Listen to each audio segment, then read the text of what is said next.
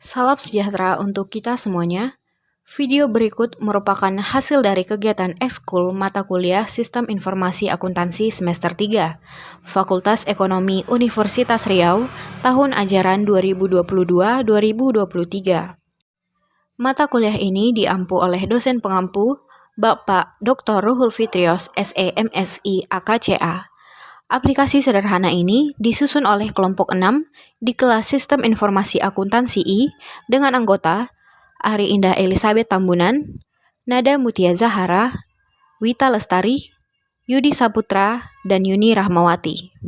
Saya Yudi Saputra, perwakilan dari kelompok 6. Di sini saya akan menjelaskan tentang proses atau langkah-langkah pembuatan aplikasi sederhana tentang pembelian dan penjualan barang dagang, yang dimana langkah pertama kita diwajibkan membuat tabel, di mana tabel tersebut berguna untuk menyimpan output yang dihasilkan oleh form nanti.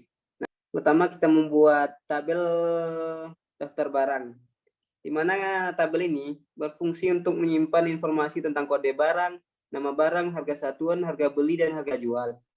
Di mana pada baris kode barang digunakan sebagai primary key.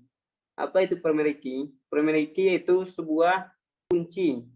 Kata kunci di mana primary key ini juga ada nanti tabel yang lain.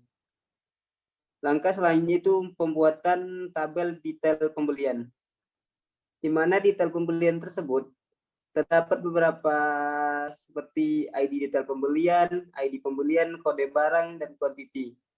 Langkah selanjutnya itu kita membuat detail penjualan, di mana tadi kita telah membuat detail pembelian, sekarang kita membuat detail penjualan. Sama seperti sebelumnya, di sini terdapat ada detail penjualan, ID penjualan, kode barang, dan quantity, di mana primary key-nya terdapat pada ID detail penjualan. Selanjutnya kita membuat tabel yang berguna untuk sebagai tampilan form di langkah selanjutnya, di mana pembelian, tanggal, dan keterangan. Dan tabel ini akan ditampilkan di form di langkah ketiga selanjutnya. Tabel penjualan yang hampir sama dengan tabel pembelian tadi. Di sini ada query pembelian, di mana query pembelian ini dibuat melalui relasi, di mana relasi tabel-tabel yang di atas tadi, di mana tabel-tabel tadi digabung menjadi sebuah relasi yang berguna untuk membuat tabel baru yang akan ditampilkan di form nanti. Selanjutnya itu query penjualan. Sama seperti query pembelian, itu gabungan dari daftar barang, detail pembelian, dan penjualan. Digabung menjadi satu seperti kode barang, nama barang, harga satuan, harga jual, quantity, total, di mana total ini menggunakan rumus harga jual dikali harga quantity didapatkan dengan total penjualan. Langkah selanjutnya kita membuat form. Form ini didapat melalui tabel daftar barang tadi, di mana form ini berguna untuk menginput barang yang akan kita beli. Data-data barang seperti misalnya barang harian, kita input kode barang, nama barang, satuan, harga beli, dan harga jual. Jadi setelah kita input, dia akan otomatis tersimpan di data master. Selanjutnya itu form pembelian, di mana form ini berguna untuk menginput data pembelian. Misalnya kita menginput ID pembelian, ID-nya sekian-sekian pada tanggal sekian, keterangannya misalnya kita membeli barang H di toko C, maka dia otomatis tersimpan. Misalnya ada query pembelian. Nah, di mana query pembelian ini diambil melalui tabel query pembelian di atas, sehingga kita input saja data pada query pembelian ini, di mana dia otomatis nama barang, daftar barang, kode barang, dia otomatis tercantum. Kemudian kita menambahkan quantity serta harganya. Setelah kita save, dia otomatis tersimpan pada tabel query barang, query pembelian. Selanjutnya itu query penjualan. Karena sama saja dengan form sebelumnya, di mana kita perlu input data seperti ID penjualan, tanggal transaksi, keterangan transaksi. Di sini dimasukkan pada tabel query penjualan, misalnya kode barang, nama barang, harga jual, kuantitas, serta total harganya. Dia otomatis tersimpan di query penjualan. Selanjutnya itu laporan. Langkah selanjutnya itu membuat laporan, di mana kita perlu membuat skema agar hasil output dari input pada form tadi dapat ditampilkan di laporan tersebut. Nah, salah satunya ini contohnya itu laporan pembelian, di mana kita menginput di form pembelian, otomatis dia akan terlihat di laporan pembelian ini. Langkah selanjutnya kita seharusnya membuat laporan tentang penjualan, di mana laporan penjualan ini karena belum selesai, jadi saya akan menjelaskan saja, di mana laporan penjualan hampir sama dengan laporan pembelian. Apabila kita sudah menginput data transaksi pada form penjualan, dia otomatis melaporkan pada laporan penjualan yang pada langkah selanjutnya. Selanjutnya bikin laporan ketiga, yaitu laporan stok. Laporan stok ini yaitu selisih antara laporan pembelian dan laporan penjualan sama dengan sisa stok pada inventory kita. Jadi kita input pada pembelian, misalnya kita membeli barang dagang, lalu kita jual kembali barang dagang tersebut, otomatis stok tersebut akan berkurang. Jadi informasi stok akan ditampilkan melalui laporan stok. Mungkin sekian langkah-langkah yang bisa kami sampaikan tentang pembuatan aplikasi sederhana tentang penjualan serta pembelian barang melalui Microsoft Access. Saya Arianda Elizabeth Tambunan akan melanjutkan penjelasan mengenai praktek penggunaan aplikasi sederhana Microsoft Access. Baik, langsung saja kita masuk ke dalam contoh. Jadi, apabila perusahaan atau usaha yang dijalankan ingin membeli barang, maka daftar-daftar barang tersebut harus diinput ke dalam form daftar barang. Langsung saja kita masuk ke dalam contoh. Jadi untuk menginput barang, yang terlebih dahulu kita isi adalah kode barang. Contohnya adalah 007. Yang berikutnya harus diinput adalah nama barang. Yaitu nama barang yang akan kita beli nantinya.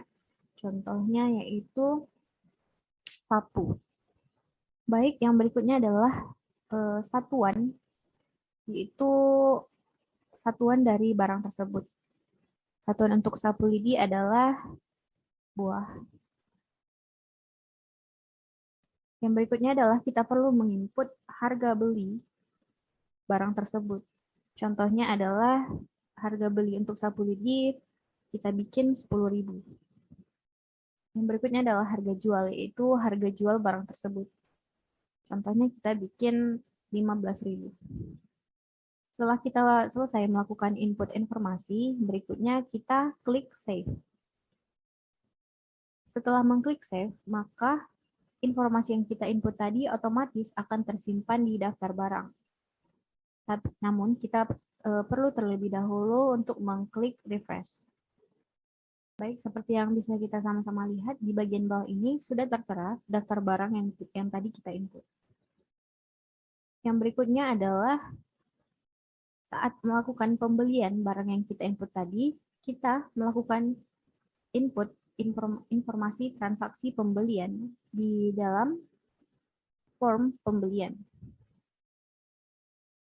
Hal yang pertama kita input adalah ID pembelian. Yang berikutnya kita menginput tanggal pembelian barang tersebut. Contohnya adalah 18 Desember.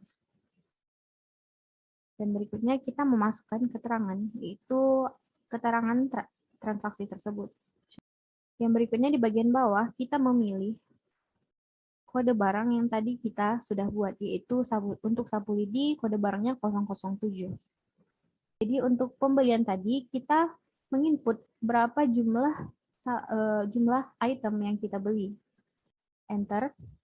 Dan setelah kita enter, total dari harga pembelian tadi sudah langsung terinput, yaitu sebesar 100.000. Setelah selesai melakukan input, kita kembali klik simpan. Nah, transaksi ini juga akan tersimpan secara otomatis di detail pembelian. Kembali kita refresh. Baik, kita bisa sama-sama melihat sudah tertera di bagian bawah, yaitu 007 sebanyak 10 buah. Yang berikutnya adalah saat melakukan transaksi penjualan. Informasi mengenai transaksi penjualan akan kita input di form penjualan. Kita memilih kode barang yang kita jual tadi, dan juga kita memilih quantity, yaitu sebanyak barang yang kita jual. Contohnya adalah 8 buah, dan kita enter. Setelah selesai, kita klik simpan. Lagi, informasi ini akan otomatis tersimpan di table detail penjualan. Kembali kita refresh. Ya, bisa kita lihat detail penjualan yang di bawah adalah detail penjualannya adalah 2, kode barang 007 untuk sabuk tadi, dan kuantitinya sebanyak 8. Untuk transaksi yang sudah dilakukan, yaitu baik pembelian dan penjualan, akan otomatis tersimpan juga di dalam report atau laporan. Yang ada di sini adalah laporan pembelian. Bisa kita sama-sama lihat, data yang tadi sudah kita input sudah tertera di yang paling atas, yaitu kode barang 007 untuk barang sapu lidi dengan total Rp100.000.